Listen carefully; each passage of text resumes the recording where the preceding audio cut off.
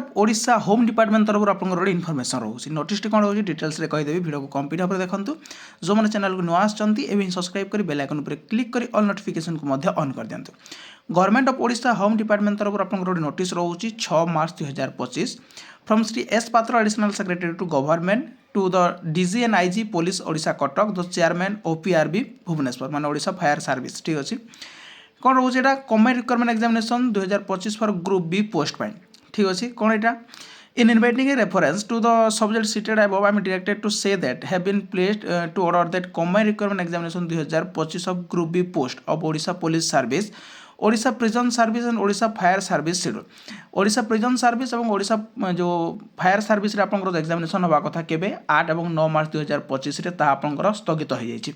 2025 defer from time being it therefore requested to that necessary step may be please taken intimate the candidates regarding postpone of the examination